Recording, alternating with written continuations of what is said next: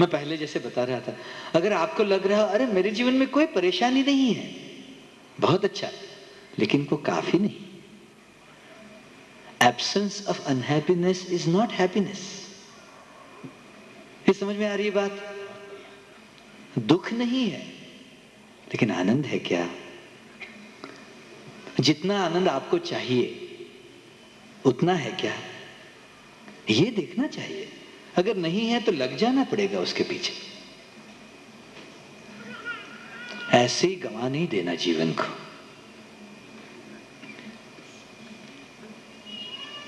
अकस्मात खुश हो गए, अकस्मात दुखी हो गए, ये तो जानवर भी करते हैं।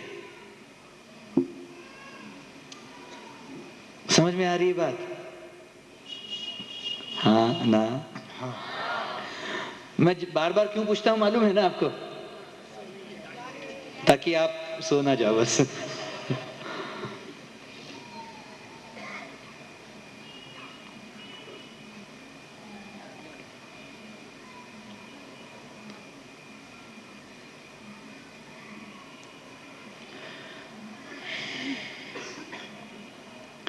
जहां आपको खुशी का अनुभव मिला है, उस मार्ग पर संकल्प के साथ, एक कमिटमेंट के साथ लग जाना चाहिए। ये बुद्धिमानी है।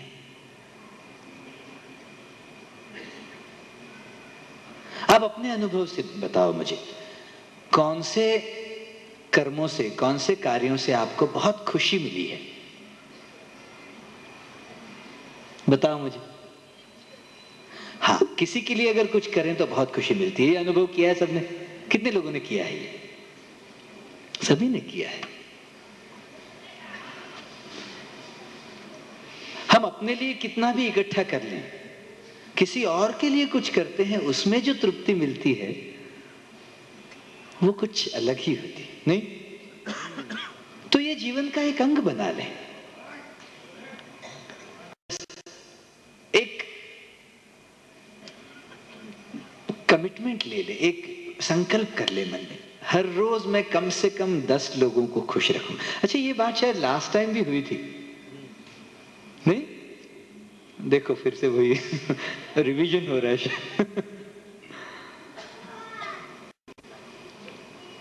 आपकी वजह से कम 10 लोग कुछ क्षण के लिए, तो कुछ क्षण के लिए कोई बात नहीं, ऐसे खुश हो जाए। ये एक उद्देश्य रहे, हर रोज 10 लोगों को खुश रखने का उद्देश्य। कर सकते हैं? कितने लोग करना चाहते हैं मुझे बताओ? बहुत अच्छा।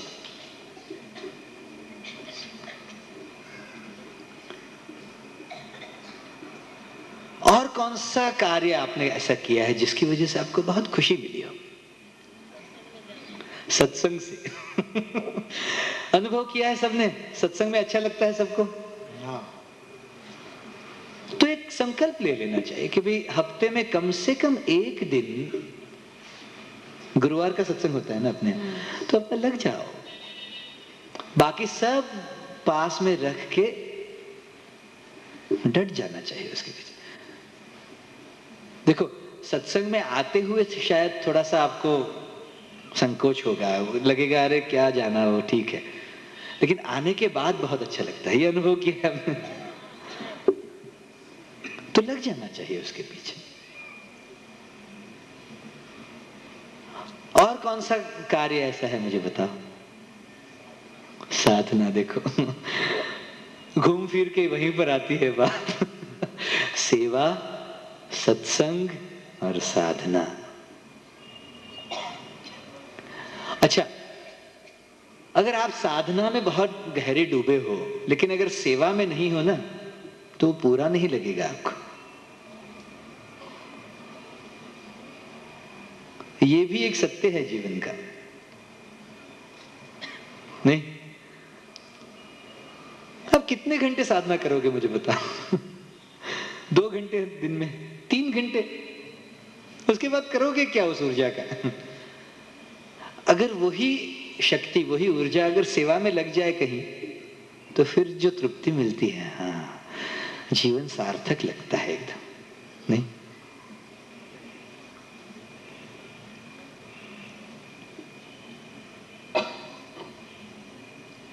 लग जाना चाहिए इसके पीछे। अच्छा, सेवा में लगे हो और अगर साधना ना करो तो थोड़े समय में थक जाओगे, नहीं? अपनी ऊर्जा को बनाए रखने के लिए साधना चाहिए ही। अच्छा, साधना भी हो, सेवा भी हो, लेकिन सत्संग ना हो तो धीरे धीरे मन भारी होने लगेगा, एक कर्तापन इकट्ठा होने लगता है। ये समझ में आ रही बात? सत्संग में आके ऐसे मस्त होके फिर से एक बार बच्चे जैसे सहज हो सकते हैं। इसीलिए सत्संग चाहिए। सत्संग में जो ज्ञान है उससे फिर ऐसे बुद्धि का पॉलिशिंग होता है। इसके लिए सत्संग चाहिए। चलो, बहुत अच्छा, आज के लिए इतना काफी है ना? हाँ, अब ये ज्ञान जब तक आप कार्य में रूपांतरित नहीं करते हो तब तक अधूरा है, ये समझ लो।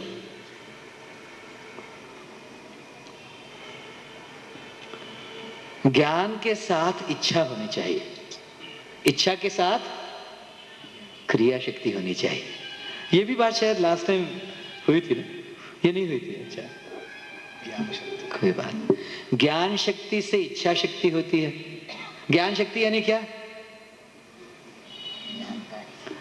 अपने खुद के बारे में कुछ साक्षात्कार हुआ, कुछ ज्ञान हुआ, कुछ रियलाइजेशन हुआ, ये ज्ञान हुआ।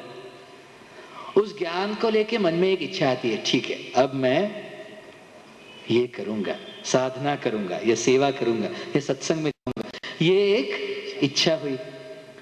उस इच्छा शक्ति के साथ क्रिया शक्ति जुड़नी चाहिए, तभी वो पूर्ण होगा। नहीं? एक संकल्प कर लो भाई, 1 महीने के लिए मैं हर रोज साधना में लगा रहूंगा, हर रोज कुछ न कुछ सेवा में लगा रहूंगा, हर हफ्ते कम से कम 1 दिन सत्संग में जाऊंगा। ये संकल्प हो गया, उसके साथ जुड़ जाना चाहिए। कितने लोगों के मन में संकल्प आया? अरे वाह, चलो, वो हमारे आनंद भैया और रिदम भैया चेक करेंगे फिर सब अगले गुरुवार में कितने लोग दिख रहे हैं सत्संग। ठीक।